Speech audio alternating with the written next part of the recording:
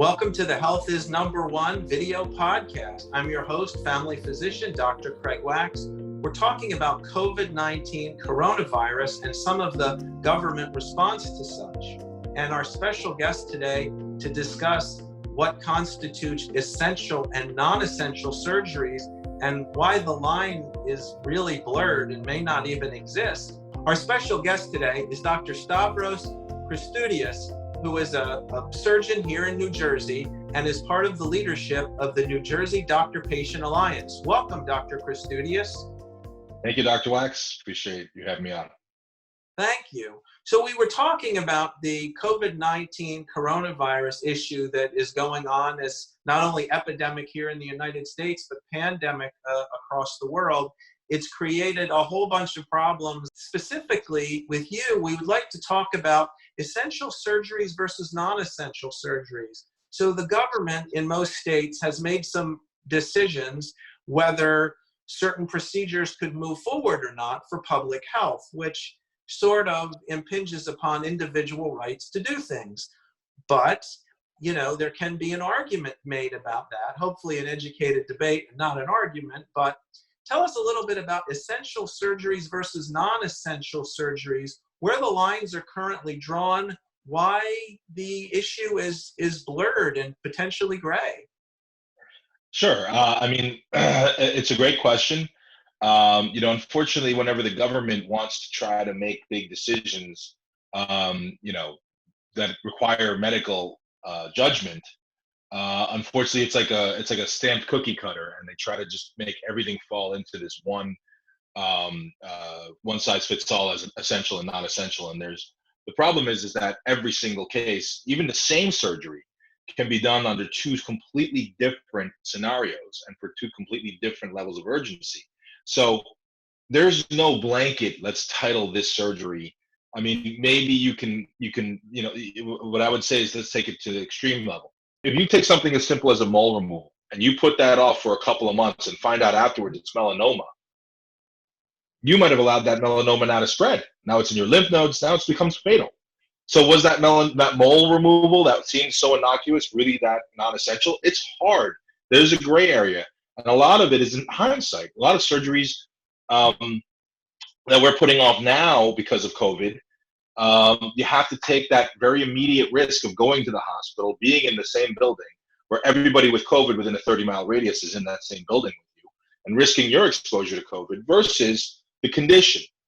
And it's going to be specially dependent on a case-by-case basis. A government cannot create a cookie-cutter test for this. It's going to have to be on a case-by-case basis. Take something like a cardiac. That's very important, what you're saying, that everything has to be on a case-by-case basis. So it sounds like what I hear you saying is that rather than having a cookie-cutter government public health solution, that potentially it might be left up to patients and physicians to decide on a unique and individual basis? I think that that's exactly what we need, and that's exactly what eventually, whenever we do reopen or reallow quote-unquote elective surgeries, that's going to be what's going to have to happen. I mean, for instance, let me ask you, if you have a patient with a very advanced, very aggressive tumor in their breast, and how long, we've already been on lockdown and surgeries have been canceled for over a month. How many more months do we have ahead of us, and how long do you let that cancer linger and potentially spread? Well, it's interesting that you say it that way, because that's certainly the most dramatic example. And that makes me think of other countries with socialized medicine where the government has a single payer system, or the government actually runs the medical field in its entirety.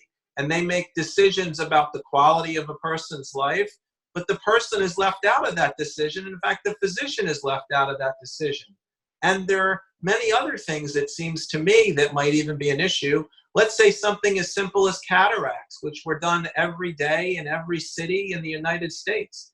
And someone's having difficulty seeing, and they say, you know what, this cataract isn't essential. Let's put it off for 3 months. Meantime, the person's vision gets worse. They can't see. Maybe they have trouble exercising, feeding themselves, doing their activities of daily living. Same thing for a knee replacement. We took all that for granted 6 months ago, and now everything's on hold. Well, this is the the hardest part about COVID. The hardest part about COVID is that cataract patient, the cataracts in particular, are generally older patients. And what's tough for us right now is discerning that fog of war moment where we already did all the cancellations. When you reopen, you can't, I mean, we might be looking at a virus that lingers for as much as a year or in perpetuity, God forbid. We don't know enough about this virus to know what's going to happen. If you actually take that patient, the question is, do you want to do the surgery in an environment where they can be exposed to COVID? I have had emergent cases already of patients who were an emergency through the emergency room with a life-threatening surgery. We did the surgery. We called 2 weeks later to say, how come you haven't scheduled your follow-up appointment? He was in another hospital with COVID. And I Wow. don't know if he got it from getting in the ER whenever he was sick, but I do know he showed up with symptoms 4 days after his surgery. He just never called us. But that's the real monkey wrench in the works here is you have to balance the actual exposure to COVID as well. And this is where surgery centers tend to come into play. And right now, hospitals know, they know it, that the safest way to proceed again with elective surgery is to move everything off-site. Don't share the same building with all the COVID patients. Put it to a clean site. Yet the loss of revenue has them pushing politically to make sure that the surgery centers never reopen. They want to reopen the hospitals' ORs first. Which That's a is major issue because that's absurd. where an economic driver is Correct. driving the medical care And they're based on exerting a government correct. edict decision. And they're exerting their political influence right now by allowing the government and pushing the government to make a decision that is so obviously in their own self-interest and against the best concern and the best interest of the patient and the doctor. The doctor's exposed, the anesthesiologist's exposed, the patient's exposed by doing the surgery in a hospital. For sure. Move it to a clean site. Move it off site where there's no ICU filled with COVID patients. There's no, you don't have to worry about, this virus is extremely contagious. We don't know how easy or how quickly you can get it, but I can say, and this is a relatively easy statement to say, just like saying parachutes would save you if you fell out of an airplane. The easiest way to prevent the disease is to not be in the same building with 300 other sick patients. Be somewhere else. I don't think that that's a hard statement to have to quantify and back up. Yet, what possible reason could a hospital say, listen, we're already dealing and overwhelmed and overrun with thousands of patients beyond our capacity, but we want to make sure that our limited resources also go and have to be spent on the operating room, whereas surgery centers could handle this no problem and not be fighting a two-front war. And another point that goes to your point is surgery centers are much cheaper, more economical, and more suited potentially to minor surgeries, which I think as a surgeon you would back up. So having defined this problem, and I appreciate your discussion of both issues, that there are patients that can't have their surgeries and are potentially having health consequences because of this unilateral government decision, and then talking about the hospital issues of trying to move the surgeries that can move into cleaner places that don't have the same risk because COVID patients aren't being housed there into the surgical centers. But hospitals are incentivized monetarily not to ever allow that to happen. What would you, Dr. Christudias, recommend that people listening to this do in order to change the balance?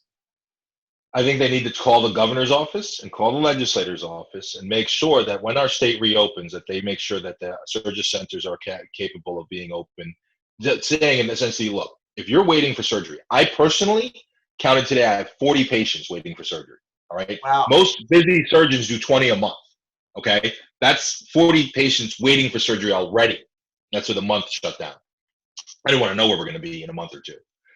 And those patients need to call the governor's office or need to call their local legislator and say, if you're going to reopen the state, you need to make sure that you reopen it. I do not want to be forced into a building filled with COVID. Make sure that you do not give into the hospitals and make sure that you let us do our surgery wherever it needs to be done. Are They you for shouldn't be reopening letting the the surgery self-interest. centers in the States sooner than later? I personally think that I would like to see the Department of Health actually step in on one regard. And I'd like them to say, look, we're going to choose some select sites to reopen and do elective same-day surgeries. Again, surgery centers can't do admission surgeries for cancer first. Right. I feel for the cancer patients, because it's bad enough when you're diagnosed with cancer and to live with it and fear it and wait for the surgery. It's so much worse to be caught in the hell that is this limbo where you have cancer and you can't get it out of you because the healthcare system is shut down. Those sure. people, their survival is dependent on getting to the OR soon, and those people should absolutely get priority over anything else in my mind.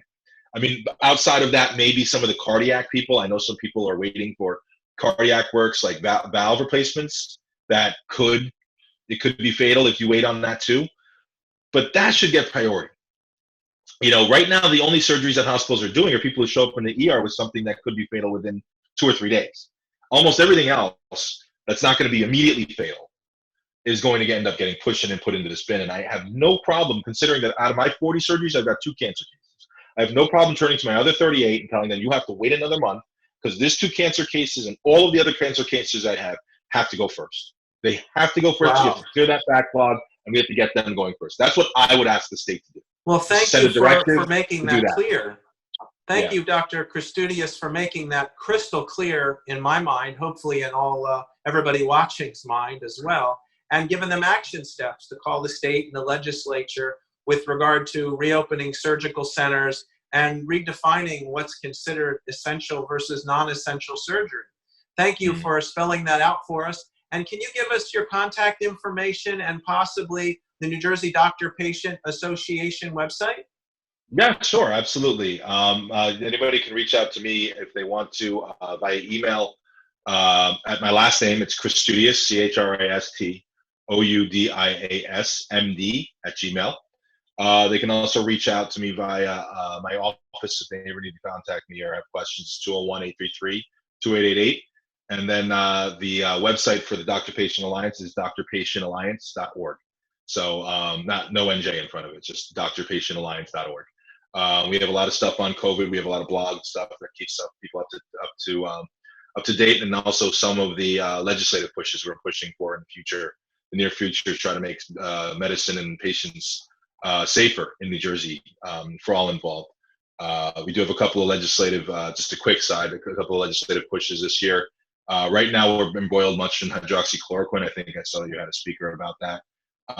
And we're pushing very, very hard to unrestrict it.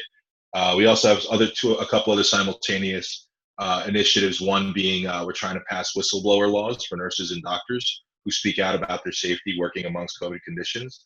I know a nurse who just got fired, is in the media for claiming that the mask she was given was fake and didn't protect her. And then last but not least, one of the other things we're trying to push forward is we're losing so many doctors to COVID. I mean, I know personally 11 who have passed away already. But we want to make sure that we keep our supply of doctors robust in this state. So we're going to try to make it illegal for any doctor's contracts to have a restrictive covenant in them. So, and hopefully we can get all of this across the finish line before the end. Thank you, Dr. Christudias, for your efforts today and every day. Thank you again. Of course. Thanks so much for having me on. I appreciate you giving me time.